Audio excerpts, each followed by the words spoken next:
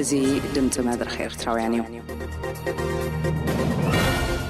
دمت مدرخ بوانقوة تغرينيا سولوس عربن سمبتن بقوزات رأي إرترا كاب ساعة شمونتك ساب ساعة شعر تمشت عب حتير معبل بعسرت حموشتشحن كنت 245 كيلو هرتز وعب عسرت شعر متر باند كمون فنوانا بساتلايت عب نايل سات لأسرع 4 ساعات بعسرت هذا الشحن 678 ميجا هرتز عب بولارايزيشن فيرتيكال ديمقراطيا ولوط المرقات ناب الإرتراز فنو مدب راديو إرتراويانيو زي دمت مدرخ إرتراويانيو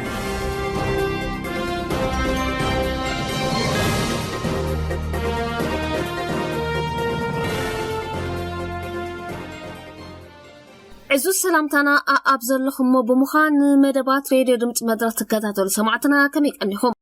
نمكتتالكم أقدمنا بمعدام مدباتنا نمفلام بزينا أحدخ نبرينا مكتتالكم نعدم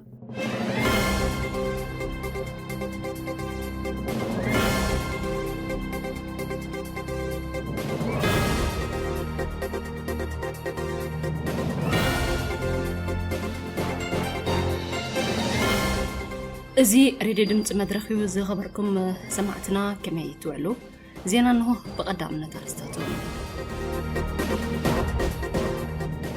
طرف اسلاماو منقصاص داعش حيزوان زورح 13 إرتران بقنستيو عبت مساسالنا جويا تكباراتن زنطفو تولد تجاد كم شطن تحبيرون منقست إرترا فردم كودو حيدت استرفهم كم اون فردم زودو 187 اسرات ميترن بريما كانترن بسم محرت لايقوم منقست إرترا كاب أبي هاجرات استسددو زيقاتات كأكبهاك إنو زلوني حصوت مسكرنت نمعوات يهال خالون أكيد سرح إمباس هاجر إرترا أب سودان أوتو إبراهيم إدريس كاب إرتران نبرت بورت سودان كأتاو بدهوغت إموهم أرستاتهم كتكاتول تسأنحكم زرزرو بمايزات أب جويان متفق هيوتن توم ناب ليبيان قبطن زمرحو سدتنياتات تخيلو يسرح ملاو زنقرلو طرف إسلاماو مقصاص داعش حيزوان زورح 13 إرتران دك أنستيو أب تمهصالنا جويا تقبارات نزنت فوتوالد تجاد كمشتن مجتاد دمت مدرخ حبيروم اتن قدمي كلتا سامنت بتطرف جوجلا استشهد ازيغاتات ناستات كلتا اورح اب محيور ات جوجلا كم تصنحام ገንዘብ ከፊለን ክልቃ ከም ዝቕላም ስዳዕሽ ብዝቃረቡ ደለልቲ ተስፋት ወሃይቦን ክንስግና ገንዘበን ምስ ከፈላ ዳግም ተወለድ ትጫድ ናብ ብዙኾኑ ዕጥቃት ጉጅለታት ከም ተሸጣ ክፍልጥ ተኻይሉሎም ካፕተን ተሸጣን ዘላ ዜጋታት ሓንቲ ናብ ሱዳን ዝርከብ ሓዋብ ብቴሌፎን ረኺባ ኣብ ዝሃበቱ ሓበሬታም ኣብ ትሕቲ ዳዕሽ ወዲቓን ከላ ካብ ደላሎ ብዝረኸበቶ ተስፋ ልዕሊ $5,000 ኣሜሪካ ክትከፍል በቂዓ تسفا ودق كويلو داقم أب جادنا بزركب جويتي تسقاقيرا كم زلا ردئام أب تحت الطرف من قصاص داعش زود كانا يزلوا إرتران سدتنيا تاتي زايد كم زلا زفلت كوينوم إزم الزخو وندما هاي مراتاو تختال نتن كم زغيران نعبارات تطرف بجلة بقد كم زو مرعوان تغيرو نحسم تقتاو بارنت كم زك على إزقلات زاقيتا بإيد تطرف بجلة نايزود غا إرتران دك أنستي غطروس سانشومون تنبتحو كم زلو زملكتو مجتاتنام بتوجل نزس قددو هايمانوتاون تصوتاون طلبات قبل على زقاما قديات زورد اسقا حدغا كسعموت كم زبصحي گنزبوم طرف اسلاماو قجله داعش بزحلف ورحه حساس 2015 باسقا غباب نايز قتلهم 10 إرتران سدتنياتات مرد كاب ايد تجله عمليطوم ناب حسبوتا زبصحو وصامعات دحر زهبو حبريتام مسترابيتات كحبر مقناي ذكرم بريزيدنت إرتران حزبن منغستن كيم مخرب ولقاو وسانو ኣብ ጉዳያት ማእከላይ መብራዕ ወተሃደራዊ ተሳትፎ ድሕሪ ምግባሩ ብተቐናቐንቲ ወገናት ናይ ትግጭት ኣብ ልዕሊ ኤርትራን ጽል እንዳበርትዐ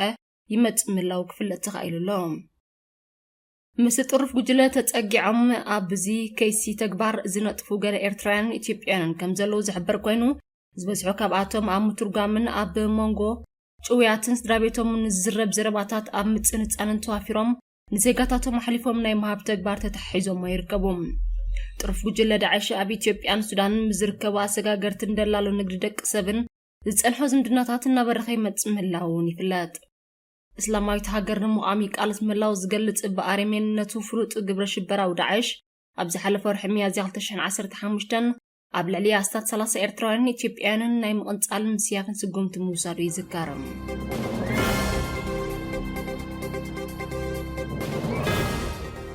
መንግስቲ ኤርትራ ኣብ ቅንያት ሓድሽ ዓመትን መዓልትን ናጽነትን ዘካይዱ እሱራት ናይ ምፍታሕን መብጻዕታት ናይ ምንዛሕን ጸወታታት ብምኹብላልን ስግረዶምን ተሓይሮም ዝጸንሖሞ ፍርዶም ክውድኡ ሂደት እዋን ዝተረፎም ከምኡውን ፍርዶም ዝወድኡ 187 እሱራት ካብ ምዕጥርን ፕሪማ ካውንትርን ከም ዝለቐቐም ምንጭታትና ካብ ውሽጢ ሃገር ቃሊሖም እቶም እሱራት ናይ ምፍታሕ ኣጋጣሚታት ብተንቀሳቐሲ ስእሊ ዝተቐረጹን ምንባሮም ዘመልከቱ ምንጭታትና ናይ ፖለቲካ እሱራት ዝብል ቅጽል ተዋሂቦም ኣብተን ኣብያተ ማእሰር ተዋፊሮም ዝጸንሑ ሃሱሳት እውን ምሕረት ከም እተገብረሎም ኣምሲልካ ከም እተለቁ ኣቃሊዖም መንግስቲ ንፖለቲካውያን እሱራት ምሕረት ከም ዝገበረን ማሕበረሰብ ዓለም ንምርዳእ ዝዓለመ ምንባሩ ዝተነግረሉ እቲ ሃሱሳት ናይ ምልቃቕ ተዋስኦም ጉዳዮም ምስ ፖለቲካ ዝተኣሳሰር ዜጋታት ኣብ ከም ምዕጥርን ፕሪማ ካውንትርን ዝኣመሰላ መደጎን ማእከላት ዘይኮኑ ኣብ ከም ዕራዒሮን ማይስርዋን ተዓጽዮም ምላም ምርዳእ ኣገዳሲ እዩ ዝበሉ ምንጭታትና እቲ ተዋስኦ ብቐንዱ ንዜናዊ ዘመተ ጥራይ ዝዓለመ ምዃኑ ኣስሚሮምሉ ሓለቓ ጠቕላላ ስታፍ ምክልኻል ኤርትራ ጀነራል ፊሊጶስ ወልደ ዮሃንስ ብ26 ታሕሳስ 2015 ናብ ኣዘዝቲ ኣብያተ ማእሰርትን ሓለፍቲ ናይ ተሃድሶ ማእከላትን ኣብ ሰደዶ ጽሑፋዊ መልእኽቲ ብምኹብላልን ስግረዶምን ተኣሲሮም ፍርዶም ክዛዘም ዝተቓረበ ዜጋታት ጥራይ ክፍትሑ ኣዚዙ ምንባሩ ይዝከር እቶም ፖለቲካውያን እሱራት ዝብል ቅጽል ተገይሩሎም ዝተፈትሑ ሃሱሳት መንግስቲ ንጌጎኦም ተረዲኡ ሒዞሞ ካብ ዝጸንሑ ናይ ጌጋ መስመር ንኽእረሙ ናይ ንቕሓት ባይታ ከም ዝፈጠረሎም ዝጠቅስ ምስሩሕ ዘረባታት እንዳስምዑም ኣብ ተንቀሳቐሲ ስእሊ ከም እትቐርጹ ክፍለጥ ተኻኢሉሎም ብኻልእ ወገን ከም መቐጸልታ ናይቲ መንግስቲ ኤርትራ ቤት ማእሰርቲ ዕራዒሮን ካልኦት ምስጢራት መዳግኒታትን ሓይርዎም ዘሎ ፖለቲካውያን ጋዜጠኛታትን ተኸተልቲ እምነትን ጌጎኦም እናተኣመኑን ጣዕሶም እናመስከሩን ዘርኢ ዶክመንታሪ ንምስናድ ብምስጢር ዘካይዶ ዘሎ ሃቐንም ኣብ ወንጀል ምርመራ ናይ ካልኣይ መደበር ፖሊስ ዘለዉ ናይ ሃይማኖት እሱራት ምሕረት ንኽረኽቡ ናይ ጣዕሳ ቐጥዒ ክመልኡ ብመርመርቶም ዕለታዊ ድፍኢት ይግበረሎም ምላው ተሓቢሮም እቶም ናይ ሃይማኖት እሱራት ንዓመታት ዝተጻዕኖም በደል ረሲዖም ጣዕሶም ብኽታሞም ከነጽሩ ብመርመርቲ ጸዓት ከም ዘሎ ዘመልከቱ ምንጭታትና ዝተረኽበ ዓወት ዛጊት ከም ዘየለ ኣረዲኦም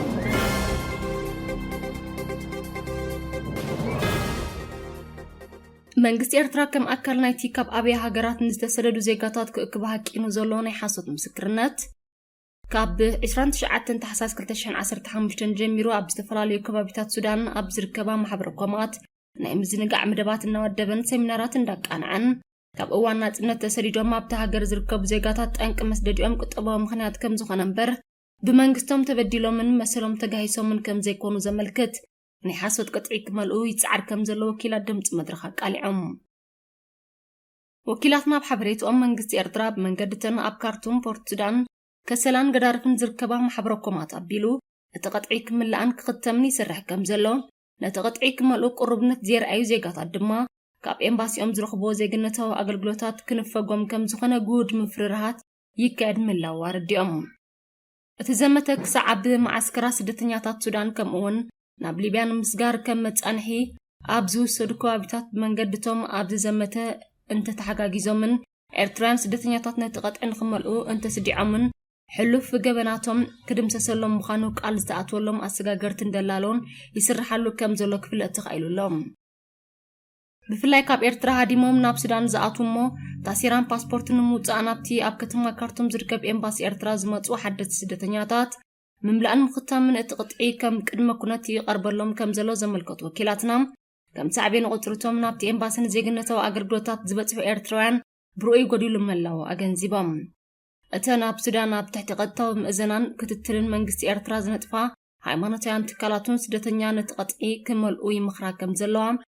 ብፍላይ ገለ መንፈሳውያን መራሕቲ ናብ ኣብያተ መቕደስ ንዝበፅሕ ስደተኛ ኣኪቦም ብዛዕባ እቲ ክምላእ ዘሎ ቐጥዒ ኣስዳዕቲ ሓበሬታታት ክነዝሑ ካብ መንግስቲ ኤርትራ ተሪር ትእዛዝ መፂዎም ነቲ ትእዛዝ ከተግብሩ ይረኣዩ ምላዎም እዩ ዝግለጽ ምዚ ኣብ ዝቃረብ ዜና ካየድ ስራሕ ኤምባሲ ሃገር ኤርትራ ኣብ ሱዳን ኣቶ ኢብራሂም ኢድሪስ ንኤርትራውያን ነበርቲ ፖርት ሱዳን ኣኪቡ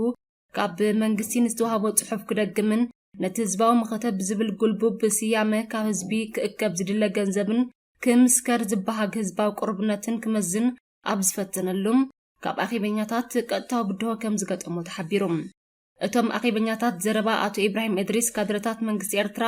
ዝደጋግምዎ ብስም ህዝብን ሃገርን ዝላገጽ ልሙድ መደረ ምዃኑ ብጋዳ ሓቢሮም ንኣቶ ኢብራሂም ኢድሪስ ከበድቲ ሕቶታት ከም ዘቕረብሉም እቲ በዓል ስልጣን ነቶም ሕቶታት ክምልስን ዝለኣኽዎ ደፊሩ ክጣበቐሎም ብዘይምኽኣል ድማ እቲ ኣኼባ ብዘይ ዓወት ከም እተዛዘመ ምንጭታትና ሓቢሮም ኤምባሲ ኤርትራ እንትርፎ ጉዱድ ግብሪ ክልተ ካብ 100 ምእካብ ንውሕስነት ዜጋታቱ ከም ዘይሰርሕ ዓቢዲ ጨወይቲ ንዝወደቑን ብኣባላት ጸጥታ መንግስቲ ሱዳን ወርትክ ንዝብደሉን ኤርትራውያን ስደተኛታት አንኳይ ክጣበቕ ክወሓስውን ከም ዘይመረጽ ስደተኛታት ዜግነታዊ መሰላቶም ከም ሓለፋ ተተርጊሙ ኣብ ኤምባሲ ክሰራጠዩን ዓይኒ ሰራሕተኛታት እቲ ኤምባሲ ከም ዝርእዩ ምግባርን ልሙድ ኣሰራርሑ ከም ዝኾነ እዚ ሓቅታት እዚ እንዳሃለወ ኤምባሲን ማሕበረ ኮማትን መንግስቲ ጥራይ ኣጸባቢቑ ብስም ህዝብን ሃገርን ዝሻየጡ ሴሚናራትን ድግሳትን ክውድብ ምርኣይ ግቡእ ኣይኮነን ዝብሉ ተረርቲ ንቐይፈታታት ገለ ካብቶም ብኣኸበኛታት ዝቐረቡ ርእቶታት እዮም። ዝኸበርኩም ሰማዕትና ናይ ዝዕለት ዜና ኣብዚ ይፍጸም።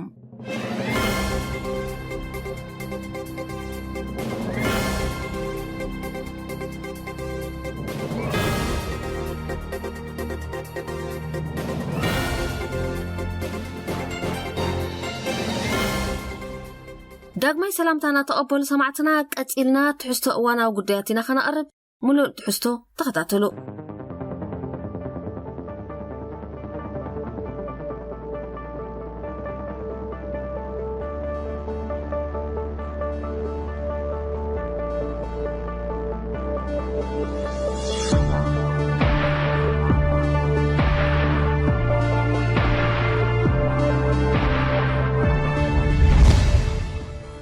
نمن زخون منغستي أما بالإسلام حدا كفل الزمن إيرترا نهزبا زخون منغستي كي رأيت نبر الله اتين منغستن محاوراتون أفريسوز نبر زولو قجلة كم حيار يخون دخون منغستي كوت صراي كلني كلهم كم منغستي كتصوعو زخولو معك أنيتات بزي ترف أفريسوامي كم متحس قوام نتي قوام زي ربح جرام ورقات مخانو مقلات نيرتراويان سدتنياتات أفريقاويان سدتنياتات حيلو من نابل كامل لقات ريساب سدتن أما قد سدتن زموتو زيقاتات أبعدو نخيك بار مخلكال مسهاقراتن ودباتن بسم سدتنياتات واقع داقام وراد نحايلتات مكالخال هزبن كابينا نابزي فلطوكينات ملآخ أب قربيت هاجر زركبو مروخات مساع قلي كابتي لمود ني إرترايان زور دم زلون عكزر بحريات قجلول كملاخي اتياب سلطان زلو قجلين نعبي كفال منغستي بزي حقاوي أقباب بزي فردي أب زي تفلت أبوتا نزي توسن أوان مسأسرين أب إرترا هلاوي منغستي علواكا مستخايدلو فلط كويني أوشت هاجر زقمت حزبي أبز حلف 15 عامات سم منغستي خطقسن كله رعرع نابلو كنبر سلستجدده إيرترا ننويه عامات منغست تباهيلو كصواع زخونه يخون معك أني بزي مال جوجلة تجزاء كم زلا زفلتي أوشت هاجر حيدات مستتصبي بجوجلة زدناقصو سو حصور طقم تزيو كينهم كل حزب إيرترا زينا هاجرز عندنا الله زلوا جلة عليو نايسب منجست خدكليو زمن نزلوا بزحات ووز عايز أمطو إرتيانجن جنا نتكسع حجي أبزأتي نازل لنا خفل زمن نهزبي إرتراز وردو زلوا حصار مكران مودادرتي زي بلو تعمن سلامن مخانون نقلتو نملأ حورة صبا من النتون تقتيرهم يتصرفوا له نزوم محسر ترقصهم من تاريخهم من حتى زقبقوا أزي وزحار استاد كل علي خلي الناس معين زدك أسي كتتنسقوا مفتان كسارة سلزخونا جن زبزح جزي كساع تاريخ بعلوز فردهم كله قع زي بهرياتهم كجهدو سقيل كام عزابي زمرات كم زلنا خونا خاء كابوان نابوان اتين الناس معوز دك أصوب مخان أو قوهي هزبهم محواس زغل أمزلو تعبيت كند من تاي مخانون مرداء حيدة حطوتها ثم عليك با قبل علي أبلات هاجروي أقول قلوت زوردة أكلاوي سنكلنا صوتوي عمتن أكلاتن أمروح ماماتن زسعبات تحزن كساح الجي كاير كم زيرلو أو تعيز أمطو بزحات إرتريان نزحك أزي كل زيجانك خعدو لعل تحتني ولولو كابك قدما يستحرايو كم زبهال نستعمت أدك أنستيو بزعباستو هبن كبريك مسكرا متصوع عن بينو كابديتات هاجر كسع ملا كبرتات حبر السبز التقلل زحلفون عكت كم زلو زرقي ካብቲ ቀዳማይ ነውሪ ዝገደደ እቲ ካልኣይ ነቲ በደል ብዕፅፍታት ይኽፍኦ ኣሎ ኤርትራውያን ነዚ ዝእዘዝ ዘሎ ቅጥዕታት እንተመሊኦሞ ኣብ ቃልሲ ንዝፈሰሰ ደም ጀጋንኦም ከም ምኽሓድ ይቑፀር ነቲ ኣብዚ እዋን እዚ ኣብ ልዕሊ ህዝቢ ኤርትራ ተኣውጁ ዘሎ ሕሰም ከዓ ክታሞም የንብሩሉ ማለት እዩ ብዜጋታት ክንዲ ዝኣክል ክድዓት ምፍጻም ንህይወቶም ኣብ ሃገር ተሪፎም ዘለዉ ዝኸፍእ ክኸውንን ሃገር ብቕልጡፍ ናብ ፀድፊ ከተምርሕን ምፍራድን እዩ ክሳዕ ምምስኻር ዘብፅሕ ጉዳያት ዘለዎ ጉጅለ ንዝኣሰሮም ጀጋኑ መልሲ ኸሊኡ ንገዛእ ርእሱ ክኽሰስ እንከሎ ግን ብዘይ መቕፃዕቲ ክስደድ ምእንቲ ላዕልን ታሕትን ዝብል ዘሎ ጉጅለ ንመን ክጠቅም ኢሉ ዝቆመ ጉጅለ እዩ ቅድሚ 2 ዓመት ኣማኢት ኤርትራውያን ኣብ ማእከላይ ባሕሪ ክጥሕሉ እንከለዉ እቲ ኣብ ኤርትራ ስም መንግስቲ ሒዙ ዝዘርፍ ዘሎ ጉጅለ ኣብ መራኸቢታቱ ኣፍሪቃውያን ስደተኛታት ከም ዝጠሓሉ ዝገልጽ ደቂ ካልኦት ሃገራት ምዃኖም ዝእምት ዜናታት ኣውፅኡ ነይሩ ኣስዒቡ እቶም ስደተኛታት ኣብ ሃገሮም ክቕበሩ ንኸይኣትዉ ኸልኪሉ ብብርቱዕ ሕሰም ካብ ሃገሮም ዝተሰጎጉ ዜጋታት ኣብ ሞቶም እውን ኣብ ዓዶም ከይዕርፉ ኣይተፈቕደሎምን እዚ ነገር እዚ ኣብ ታሪክ ህዝቢ ኤርትራ ተሰሚዑ ኣይፈልጥን እዩ ንምንታይ እዩ ሬሳታት ኣሕዋት ኣብ ሃገሩ ንኸይቅበር ተኸልኪሉ ኢሉ ዝሓትት ሰብ ዝኾነ ይኹን ብቑዕ መልሲ ኣይረኽበሉን እዩ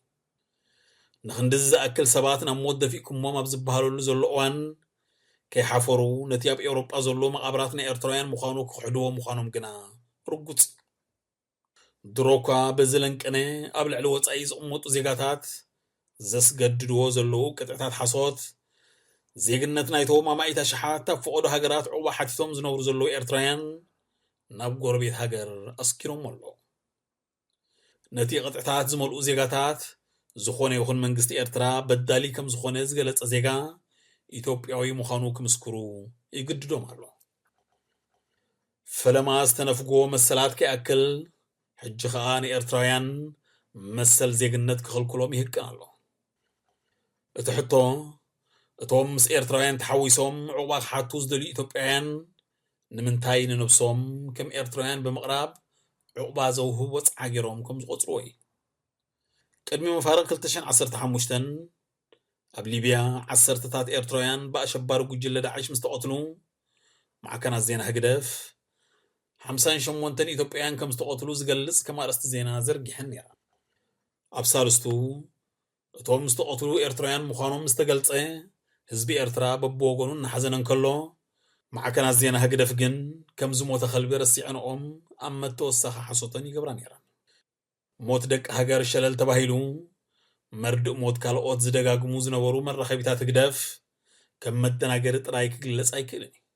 ከም ነጸብራቕ ወነንቱ ኣንጻር ህዝቡ ዝቆመ ብሞት ዜጋታቱ ዘላግጽ መጋዊሒ ብድዒ ኣጽነቲ ህዝቢ ኤርትራ እዩ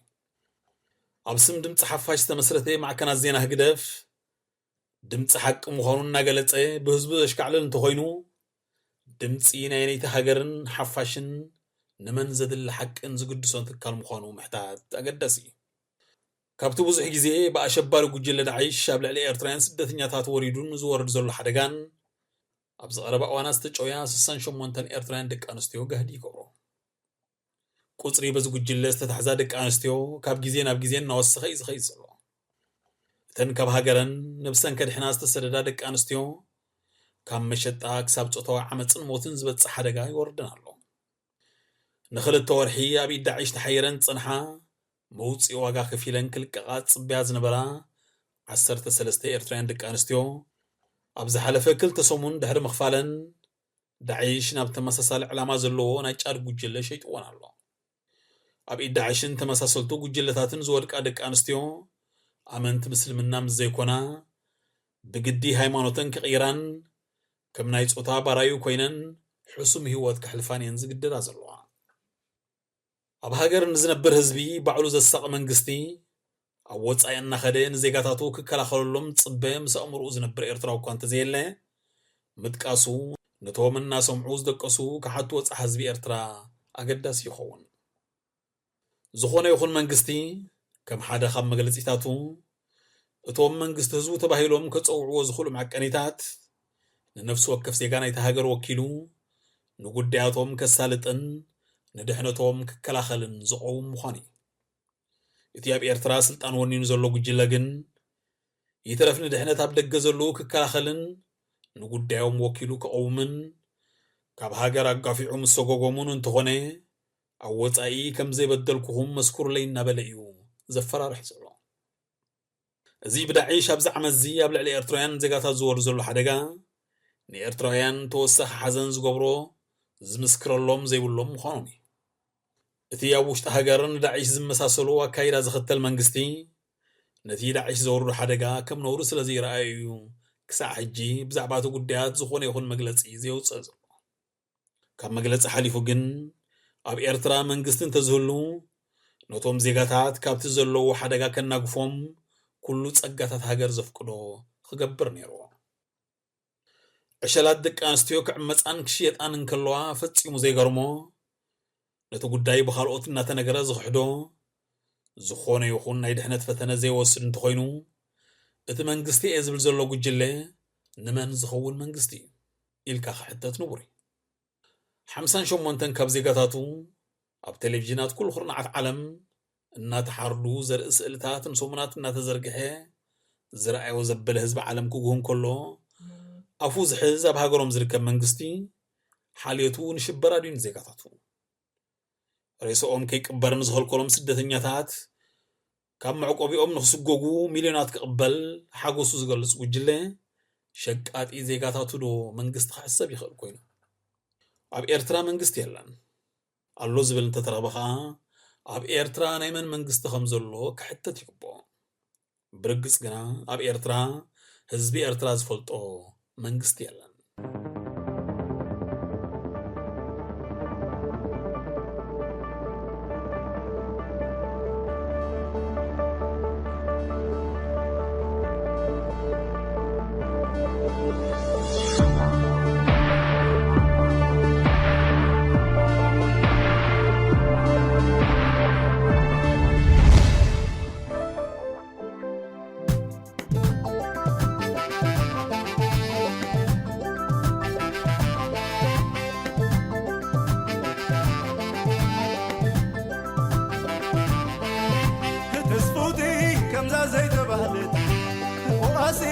كمزا زي تبهلت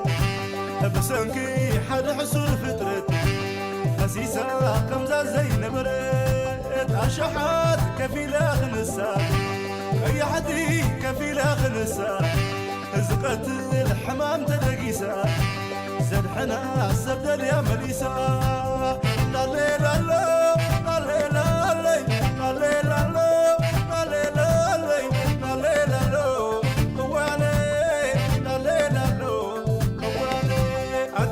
تحلل اريتراوي تعدي ولد قيو برخنا غدي ولد قيو سدتنا غدي انا زخونكي سين كدو حدي الليلة لو هو انا الليلة لو هو انا اريتراوي نابو اتبع العضلي شمقل كاثل غاد حني بهالي كمزا زي ولدكا سين كازبري تمرح اللغا نبرخها بصعري لالو هواني لالو هواني كحل في زول كحلي نقولو عالزيبو كحلي لنفسه وكبسه كحلي كقبو هيبو كحلي كحل في حزبي يا جوخا حزبي يا جوخا كحل في حزبي يا جوخا حزبي يا جوخا عقلو لازم يقولو صلايخا أتمنى عيسامي ندرخا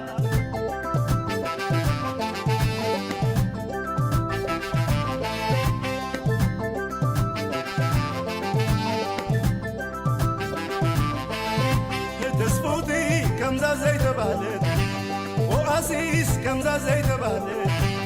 بسنكي حد حصول فطرت خسيسة كمزا زي نبرت أشحات كفيلة خنسة أي حدي كفيلة خنسة زقت الحمام تلقيسة زدحنا السبدة يا مليسة لالي لالو لالي لالي لالي لالو لالي لالي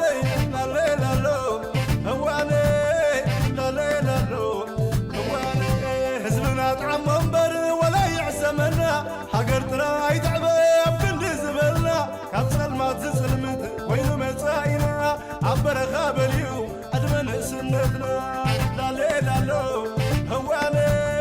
لا لي لا لو هواني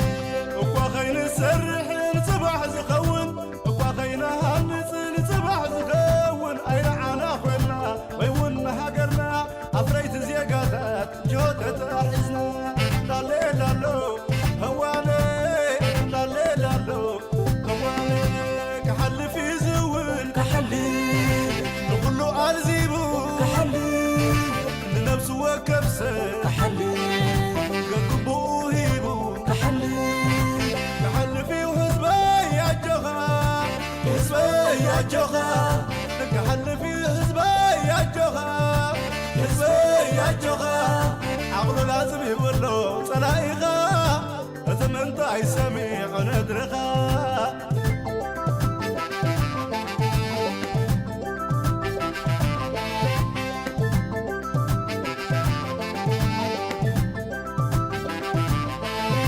تسفوتي كمزا زي تبهلي وأسيس كمزا زي تبهلي أبسنكي حد حسن فترت أسيسا كمزا زي نبرت أشحات كفيلة خنسا هيا حدي كفيلة خنسا زقت الحمام تدقيسا زاد حنا السبدل يا مليسا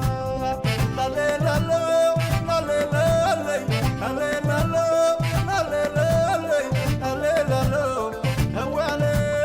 لا لي لا لا هواني أتامس منقستي أتافع زلغا أتنحنا نسو تبل زلغا انبردو بحكي بلب خايغا انبردو بحكي اترويغا لا لي لا لا هواني لا لي لا لا هواني ازلغانا سبعي عينغانا ري حقرنا عنوي هزبخانا تفي كندز تقاقس انتايكم كايغا سغاينا يهزبخا حقوس ديونا عقا لا لي لا لا هواني لا لي لا لا هواني كحل في زول كحلي نقولو أرزيبو كحلي لنفس وكبسة كحلي كقبو هيبو كحلي كحل في وحزبي يا جغا حزبي يا جغا كحل في حزبي يا جغا حزبي يا جغا عقله لازم يقولو صلايغا أتمنى يسمع ندرغا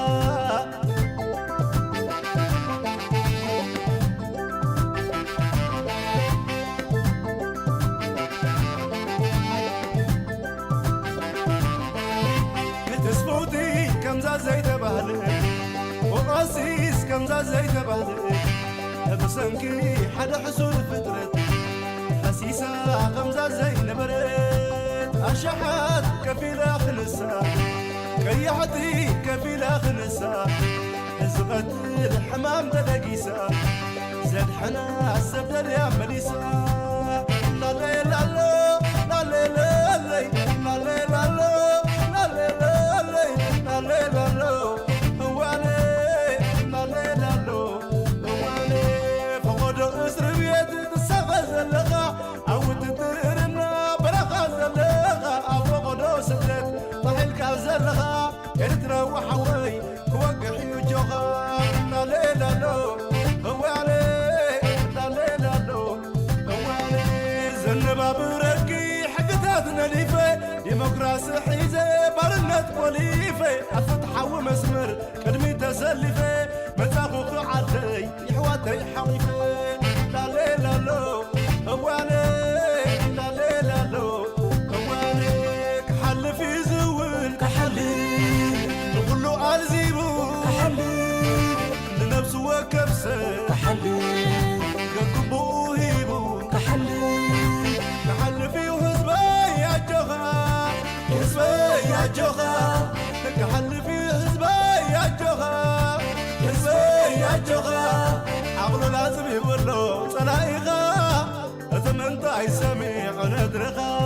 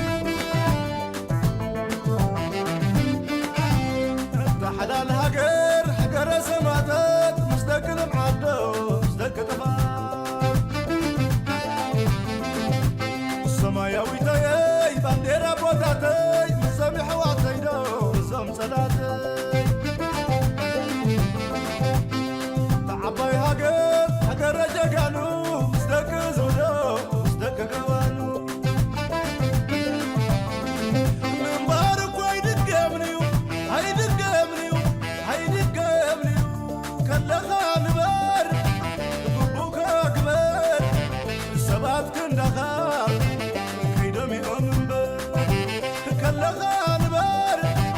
قبوك أقبل سبات كندها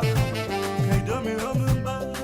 منبار كويد القمريو عيد القمريو عيد القمريو كلها نبار قبوك أقبل سبات كندها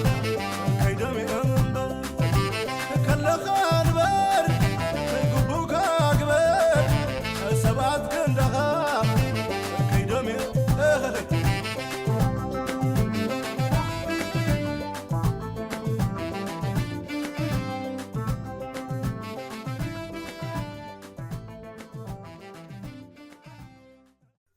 سرق زلمده ملمان أيحنخون መንግስቲ ኤርትራ ካብ ፈለማ መዓልታት ወርሒ ተሓሳስ ናይዛ ዝተፈናነየ ዓመተ 2015 ጀሚሩ ኣጋፊዑ ንዘሳረዶም ዜጋታት ጽባቐ ምሕደራይ ሞጊስኩም ዘስደደኩም ምኽንያት ቁጠባዊ ጥራይ ከም ዝኾነ ብሓሰት መስክሩ እንዳበለም ፈቅዶ ሃገራት ክልምንን ዝርዝር ልመንኡ ዘካተተ ቀጥዒ ብመንገዲ ኤምባሲታት ማሕበረኮማት ከምኡውን ሃገራውያን ሃይማኖታውያን ትካላት ክዘሩን ኣብ ቀጻሊ ጻዕሪ ይርከባሎም እትጉጅለ ህግደፍ በትረ ስልጣን ካብ ዝሕዝ እዋን ጻጥን በደልን ተደራሪቦ ሃገር ንዝለቐቐ ኤርትራዊ ዕላማ ዝገበረ ቀጥዒ ብመሰረቱ ነቲ ኣብ ልዕሊ እትጉጅለ ብግእሰት ሰብኣዊ መሰል ዜጋታት ተገቲሩ ዘሎ ሃገራዊ ክስን ነቲ ክስ መርሚሩ ዝሰነደ ሃገራዊ መዝገብን ንተግባራዊ ተበግሶ ዝደፍእ ባይታ ከይርከብ ንምግባር እዩ ባይታ ሰብኣዊ መሰላት ውድብ ሕብራት ሃገራት ኣብ ኤርትራ ሰሪቱን ዝበሃል ኩለንትናው ገሰት ሰብኣዊ መሰላት ንምጽጻይ ኣብ ጥቅምቲ 2012 ዝመዘዛ ፍሊት ልእኽቲም ካብቶም ገሰት ከቢድዎም ኣብየ ሃገራት ተሰዲዶም ዝርከቡ ኤርትራውያን ስደተኛታት ቀጥታዊ ሓበሬታታት ኣኪባ ፈለማ ኣብ 2013 ንኻልኣይ ግዜ ድማ ኣብ ወርሒ ሰኔ 2014 ጸብጻባ ኣብ ዘቕረበትሉም ኣብ ኤርትራ ይብእስ ኣሎ ክበሃል ዝጸንሐ ገሰት ሰብኣዊ መሰላት ካብ ሓቅነት ዘርሕ ከም ዘይኮነ ዝተገንዘበ ባይቶ ሰብኣዊ መሰላት ምስታ ፍሊት ልእኽቲ ተላፊኑ ነቲ ኩነታት ብዝደቐቐ መልክዑ ዘጽንዕ ምርማር ኮሚሽን ምዃሙ ዝፍለጥ እዩ እቲ ኮሚሽን ድሕርኒ ሓደ ዓመት ስርሑ ኣብ ኤርትራ ዝተረኣቐን ገዚፍን ገሰት ሰብኣዊ መሰል ከም ዘሎ ዘነጽር ጸብጻብ ብምቕራብ እቶም ገሰታት ምስ ገበናት ኣንጻር ሰብኣውነት ክቃረቡ ዘኽእሎም ብዙሕ ምምስሳላት ከም ዘለውን ኣውኪዩ እዩ ባይቶ ሰብኣዊ መሰላት ንፋልማይ ጸብጻብ እቲ ኮሚሽን ምስ ሰምዐን ተገንዘበን ድማ እቲ ኮሚሽን ኣነጺርዎም ዘሎ ገሰታት ቅርበቶም ምስ ገበናት ሰብኣዊ መሰል ንምርግጋጽ ዘስርሖ ቅጽ ሓላፍነትን ማንዴት ብምድራዕ ዕማሙ ንተወሳኺ ሓደ ዓመት ኣናዊሕዎ ይርከብ እቲ ኮሚሽን ብመንገዲ እቲ ተወሲኽዎ ዘሎ ቅጽ ሓላፍነትን ገደብ ግዜን ፈሊሙ ንዘነጸሮም ገሰታት ዳግም መስኪሩ እቶም ገሰታት ገበናት አንጻር ሰብኣውነት ከም ዝኾኑ እንተ ኣረጋጊጹም መንግስቲ ኤርትራ ግልጽ ንምዃን ፕሬዝደንት ኢሳያስን ውሕዳት ሰዓብቱን በቲ ከቢድ ገበን ተኸሲሶም ጉዳዮም ናብ ሃገራዊ ቤት ፍርዲ ገበነኛታት እዩ ከመርሕ እምበኣር ዝሎም ቅነ መንግስቲ ኤርትራ ብመንገዲ ኤምባሲታቱን ማሕበረኮማትን ናብ ስዱድ ዜጋ ዘቕርቦ ዘሎ ቅጥዒ ነዚ ከይመጽኦ ዘይተርፍ ዝመስል ኣግራውን ሕጋውን ክሲ ንምውዳቕ እንተዘይኮይኑ ካልእ ቅዱስ ዕላማ ይብሉን ካብ ሃገር ዝወፁ ዘሎ መንእስያት ሁክያት ኣብ ህይወት ክዕወቱ ኣቋራጭ መንገዲ ዝመርፁ ሰረቕቲ ኣጠፋፊኦም ካብ ሃገር ዝሃደሙ ኣብ መሬት ኣማን በፂሖሙን ትሩፋትን ውዱቃትን ከም ዝኾኑ ብተደጋጋሚ ክምድርን ከፈራርህን ጸንሐ ፕሬዝደንት ኢሳያስ ሎሚ ናይ ልመና ሰነድ ዝብል ኣርእስቲ ዘይተጻሕፈሉ ኮይኑ እምበር ብኸምኡ ክጠቕሶ ዘይሕፍር ለመንቲ ነጥብታት ዝሓዘለ ቅጥዒ ናብ ኣብ ስደት ዝርከቡ ኤርትራውያን መንእስያት የባፅሓሎም ኣነሳቶም ስለ ዝኸዱ ዝጎድል ብዙሕ ነገር ዘሎ ኮይኑ ይረአየኒ ብዙሕ ዝጎድል ነገር የለን ሓቀዩ ብዙሕ ንመሃር ኣለና ብዙሕ ንምኮር ኣለና ግን ልቡ ሰንኮፍ ዝኾነ ሰብ ኣብ ውሽጢ ዓዲ ኮፍ ኢሉ ሰንፈላል እንተዘይኮይኑ ነቲ ዓዲ ዘበርክቶ ነገር የለን ኣብ ደገ ከይዱ ዝሰርሐ የለን ሕጂ ንዓኻ ከሕሸካ ተመለስ ንዓድኻ ምባል ጥራይ ኣብዚ ዓዲ ግን ብሰንኪ ናይዚኦም ከይዶም ዘለዉ ዝተርፍ ስራሕ ኣሎ ማለት ኣይተሕሰብ ብዝኾነ ይኹን መንገዲ ዝተርፍ ነገር የለን መስሎ ኸውን ሰብ ዓቕምና ጎዲሉ ዓቕምና ከምዝቢል ዓማ أمسرة ديد اللي كاسب ندحر الله خوين صوري دخنك اللي لك خلّه حشك ساق مسحازة شو رجيل كات سرّح تغير ويقولوا ذكايات دلو فرق لبو ندقة فرق لبو أبز عد دخانة سريح سنذا خفري نحيل كأنا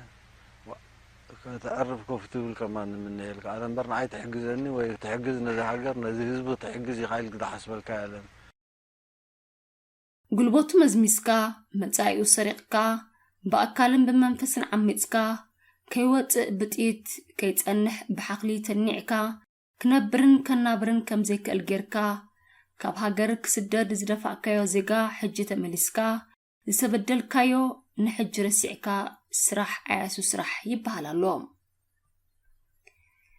بفلاي أبتن بزي هاجراوي منت مالت باسبورت كنبرلن زت أجمع هاجرات ماكلاي مبراء إرتراوان سدتنياتات أوشتي كاب عسرتك سب عسرا معلتات أبي إمباسي أمن محبركماتو من دات رغبو نزم مسروح قطعي كمالقو علامة نايت قطعي انتاي كم زخانة بمنقس إرترا تقميت أمزلوم ردأتاتات المقواح أبزي سرعو أخيباتات سيمينارات كساتفو يتوعلوم أبتم سيمينارات زدقا قم حرق أهقرام محبر سب عالم بقسات سب آمسل نإرتراات الليمون من بركاخن نبع زغتين مش ما من حلي نسل زلو هزبي نزغنا حلون أنت كسكل على نقباء نزكون نمقبار دما أنت أرتي بمحبر سب عالمنا بإرتراز ملكت زلو كسي زمسكر سند مختام زباليوم اتأهقراو كسقنا بتأبيب قجلة تتكيو زلو منقس إرترانبر نإرتران هزبانا يكونان اتأهقراو كسي نبرزنت إسياسن سمعتو نمبر نتي زقهاسن كتالي عزاب زوردون زلو هزبي أيكونان اتي أهقراو كسي أب إرترا زلو كلنتنا وقسات سبقا مسلاتن نتوم قساتات زتقبر زلو وقناتن مختامن مغيادن زخل تبقسو كجمر زدر خنبر نوسخا قسات أبل الهزبي زنت أتسر أيكونان بحتوان مرخو بزهان منقس إرترا أب هاجر إكلا إرتران تأكيبهم نتبلغ إباسة أو مسل أب لعل إرترا كراو قرد لله زلو هاجراو تتأبقو زلوم تقامو بمقلات حبراو سند كتيموم زبل حبريتا بتراغامي يقلت ألوام اتحبراو سند زبال زلو نتي هزبي بحصوت كمسكر زلم من نتبتات حيزو زعدال زلو قطعيزو كليوم بدال وغن بدلو مستقهده بدلي كول ليلو ناب قرعت مسوت زغل بابو درب وردات سلازخبدو ورزيك مسلن ورصت زبل حركات كمرصنيو زغداد بمغنيات سبعو مسالات أنصار إيرترا زكاير زول الزمته ندرب عيار نايتهم نسبعو مسالات نحلقن أهقراو حقين نكخبر نسعرن ينازبلو حايلتا زنتصر مخانس تغاصو تمتساتفتي قزعت حق رقيتولو إلاو مرت إيرترا نزقوبت أسرعات زرقي وحنقاقا قلح مرآيا مخانو أنتصيرهم أما ودات هادما مس هاقرو من منقسم نزلوهم تمرت تريرن أب ابنز تسرتن مخان بمتقاس كناني أمن تقامو أمن نتا أنصار هاقرو مزغرب مسرس ألبو كسن تقنن زقلت كتامام زسافرو نحابار سند أغرباهم بتوخينو بتي دحرنات نتنا بسدت زمرح هزبي زغزفت انك مسدديو لكع كمتي قدمنات نت تسد زيغايو مغزاتي ابل على زحق زيت ياف بمتفا نناي قدمن حجن مغزاتي يدن دانسو زنابرو حدات سب حماق نزي منغست إرترا زغايلو زلو لمنا نحاسوت مسكرناتهم كتخبو مخانو زيماتيوم انتتي قسلناي استبدلو كاب قربوتنا عمرون زي تقنطط ازلو إرتراوغنا ابس تاريخاو حط ايدو كتصمبر كم زي كونه فلطو لي ايد ليون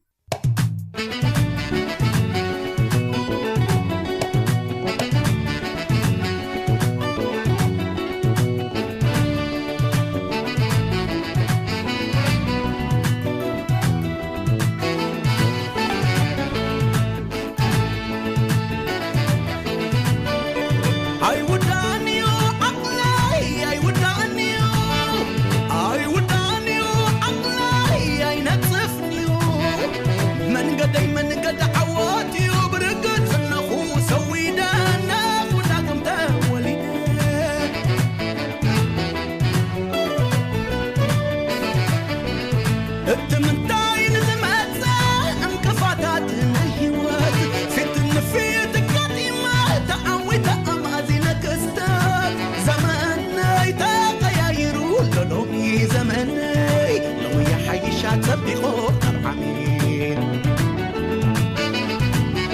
عبز السوع زمن زمن تبلا لا تحناخل عبز الطلام زمن تقرار حتى تناخل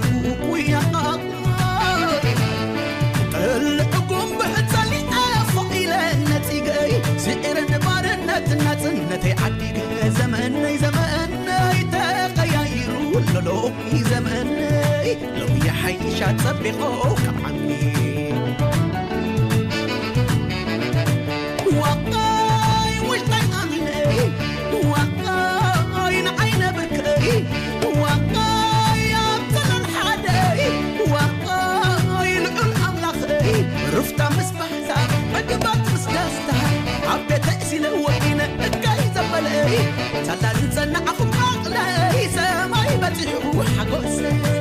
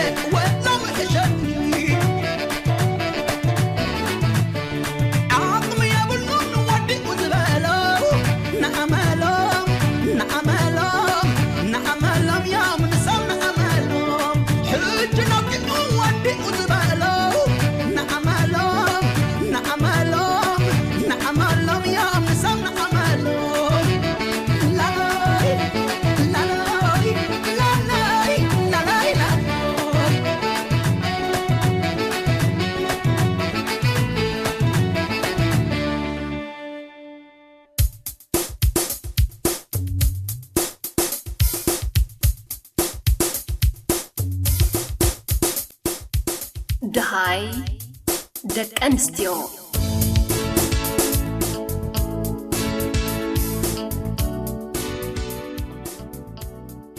ዘሰንብድ ኤርትራዊ ዛንታ ምሕልፎ ዘሰንብድ ዛንታ ኤርትራውያን ደቂ ኣንስትዮ መብዛሕትኡ እዋን ሰባት ብዛዕባቶም ህዝብና ህዝቢ ኤርትራ ዝሓልፎም ዘሎ ፀገማት እንታይ ኢሎም ከም ዝዘንቱን ነቲ ፀገማት ብኸመይ መንገዲ ክፅሕፍዎ ከም ዝፍትኑን ይሓስብ እየ ርግፀኛ እየ ህዝብና ዝሓልፎም ዘሎ ፀገማት ክግመት ካብ ዝኽእል ብርኪ ዝለዓሉ ከም ዝኾኑ መሊሰ እውን የረጋግፅ እቶም ኣብ ልዕሊ ህዝብና በቶም ናጽነት ካይና ተቃሊስና ዝብሉ ውሕዳት ዝወርድ ዘሎ በደል ኣዝዩ ከቢድ ብምዃኑ ነቶም በደላትን ፀገማትን ከም ክውናትን ልሙዳትን ተረዓላላት ኣምሲልካ ከተቕርቦም ከም ዝጸግም እስኪ ነዞም ዝስዕቡ ሓቀኛ ዛንታ ኤርትራን ደቂ ኣንስትዮና ነቕልበሎም ደግማየ እስኪ ነዞም ዝስዕቡ ሓቀኛ ዛንታ ኤርትራን ደቂ ኣንስትዮና ነቕልበሎም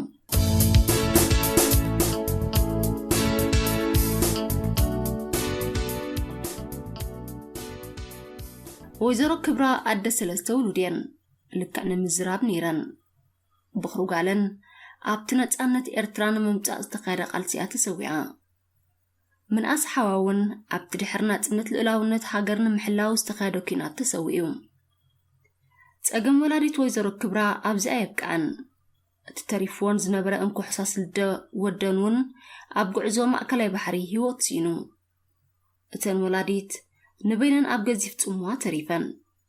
ድቃስ ዘይብሉ ለይቲ ወዲአን ተስፋን ዘይብሉ መዓልቲ ትንስኣሉ ኣብ ሓሳብ ትካዘን ውዒለን ነፍሰን ከየልዓላን ነፍሲ ወከፍ ሰዓት ናይቲ ዓለት መቐረት ከየስፈራሉን ድማ ሰልክየን ናብቲ ድቃስ ዘይብሉ ለይቲ ይጽምበር ኣለዋ ምስክነት ወላዲት ሰሚራ ጓል 30 ዓመት መንስያ ናይ ቀረባ ኣዝማዳ ከም ዝዕልልዋ ኣቦኣን ኣዲኣን ኣብ ቃልስን ሓርነት ዝተሰውኡ ጀጋኑ ከም ዝኾኑ እዩ ንሳ ግና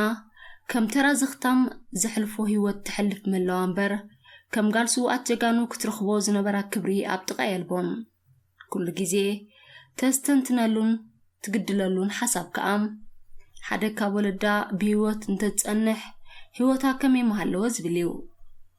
ብጾትቶም ስውኣት ወለዳ ዝነበሩ እሞ ናጽነት ዝረኣዩ ካልኦት ጀጋኑ ናብ ቤት ማሕቡስን ናብ ትሑት መነባብሮን ክጠፍኡ ትዕዘብ ስለ ዘላ ግና ምህላውን ዘይምህላውን ጀጋኑ ወለዳ ዘምፅኣላ ፋይዳ ክህሉ ከም ዘይነበረ ትድምድም ሳራ ኣብ ጉድድ ወተሃደራዊ ዕስክርና እትርከብ መንእሰያ ኩሉ ግዜ እትሓልሞ ነገር ድማ ነፃነት እዩ ነፃነት መቐረቱ ከመይ ኮን ይኸውን እንዳበለት ድማ ምስ ነፍሳ እንዳተሓሳሰበት እያ ንመዓልቲ ትሕቲ 50 ሳንቲም ኣሜሪካ እንዳተኸፍለት እያ ብወተሃደራውያን ሓለፍታ ክትሰርሖ ዝንገራ ስራሕ እትሃለኽ ኩሎምቶም ክትሰርሖም ዝንገራ ኣዝዮም ሕሱራትን ኣዋረትን ጥራይ ዘይኮኑ መዝመዝቲ እውን እዮም እትያ ፀሊኣ ግና ክትዓመም ኣለዋ እንተዘይኮነ ክመፃ ዝኾነ ግብረ መልሲ ኣፀቢቓ ትፈልጦ እያ መንእሰይ ሳራ ከም ሰሚራ ጓል ክልተ ጀጋኑ ተገደልቲ እያ ስድራ ህይወቶምን ጉልበቶምን ንሰውእሉ ዕላማ ናፅነት ግና እንኳን ከተስተማቕሮ ንምትርጓም እውን ሓርቢቱ ይርከብ ብቐጻሊ ተስፎ ነገር እንትደሃልዩ ግና ወለዳን ከም ወለዳ ዝኣመሰሉን ጀጋኑ ሰብ ሃገር ዝተቓለሱሉን ህይወቶም ዝኸፈሉን ዕላማ ናፅነት ኣብ መወዳእታ ፍረን ክህልዎ እዩ ኣነ እውን ጓል 16 ዓመት ካብ ዝኾን ኩሉ ዕድመ ናብ ጉዱድ ወተሃደራዊ ዕስክርና ዝተደፋእኩ ዜጋ ብምዃነይ ከምዘን ክጠቕሰን ፀናሕኩ ደቂ ኣንስትዮ ኣብ ዝሓልፍኦ ዘለዋ ፀገም ወዲቐን ተኻፊለዮን እየ كدغمايم أنا ونقول 16 عامات كاب زخون كل عدمة ناب جدد وتحدروا عسكرنا استدفاع كوزيجا بمخاني كم زن كتقصن أنا حكودك أنستيو عبز حلف أزلوات أجمع وديقن تخافي ليونيه أما عسكر تعليم توصينا أنن أمناتي كل عدمة زنبرا محاوستين زوردنا مقرفتن حمامن بزحيو أنت حممنا من تايت حما إلكا مقطع نبروس سيبنايو قلبتنا نقزيران كمزمزن كله فلسيمة عرسوني أمبار تفتخن أحواتين بتقطين ኣብ ልዕልና ዝፍጸሙ ዘለውን በደላት ሓንቲ እኳ ከይንርስዕ ቃል ንእቶ ኣብ ልዕልና ዝተፈጸሙ በደላት ኣገረምቲ ክኾኑ ዘይክእሉ ብዛዕባኦም ክንዛረብን ዝተበደልናዮም ብዓውታ ክንዝርዝርን ስለዘይንደፍር እዩ ስለዝኾነ ብዛዕባ ኣብ ዝገዚፍ ዓዘቕቲ በደል ወዲቐን ህይወተን ናይ ዝጠፍአ ኣሕዋትናን ምስቲ ዝወርደን በደላት እንዳነበራ ሰለይ ዝብላ ናይ ዘለዋ ደቂ ኣንስትዮናን ሓቅታት ከነዘንቱን ብደሚቕ ቀለም ክንጽሕፍን ይግባእ ልዋም እስጢፋኖስ ሰነ 2015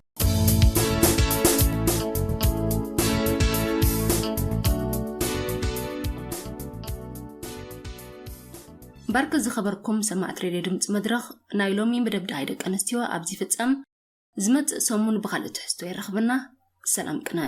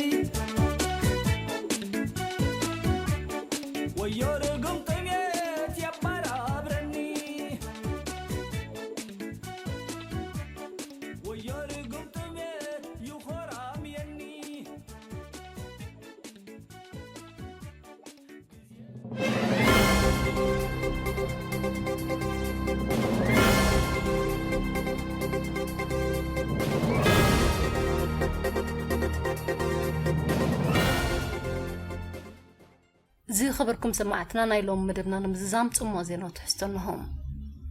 أبجوان متفاق هيوات نتوم من بليبيان قبت انزام روح سدتنياتات تخيلو يسرح مهلاو زنقرلو تقرف إسلاما ومكساس داعش حيزوان زوار حاسر سلسي إرتران دك أنستيو أبتما سالنا يجويات أكبارات نزنطفو تولد تجعد كمشتن مجتاد دمت مدرخ حبيرون زاقيت هاب إيدتي طرف جوجلنا يزور غيرتران دك أنستي أطرسان شومنتن بتحو كم زلو زملكتو مجساتنام بتجوجلن زسقددو هايمانوتان تقطان تقلبات هاب لعلزقامة قديات زور داسك أحدقا ክሳዕ ሞት ከም ዝበጽሕ የገንዝቦም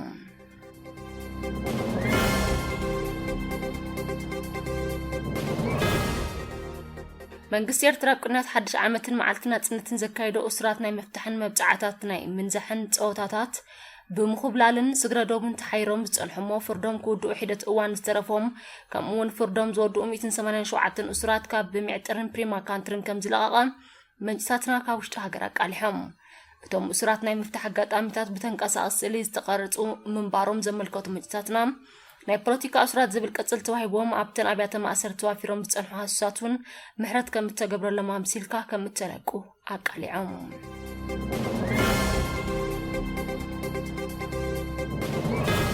መንግስቲ ኤርትራ ካብ 29 ታሕሳስ 2015 ጀሚሩ ኣብ ዝተፈላለዩ ከባቢታት ሱዳን ኣብ ዝርከባ ማሕበረ ኮማት ናይ ምዝንጋዕ መደባት እናወደበን ሰሚናራትን እንዳቃንዐን ካብ እዋን ናጽነት ተሰሪዶም ኣብታ ሃገር ዝርከቡ ዜጋታት ጠንቂ መስደዲኦም ቁጥቦም ምኽንያት ከም ዝኾነ እምበር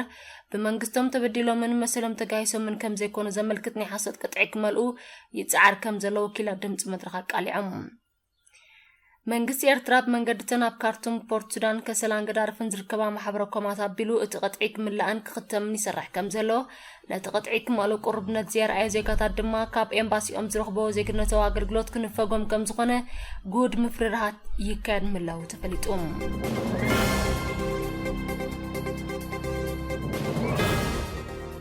ኣካይዲ ስራሕ ኤምባሲ ሃገር ኤርትራ ኣብ ሱዳን ኣቶ ኢብራሂም እድሪስ ንኤርትራውያን ነበርቲ ፖርት ሱዳን ኣኪቡ ካብ መንግስቲ ንዝተዋህቦ ጽሑፍ ክደግም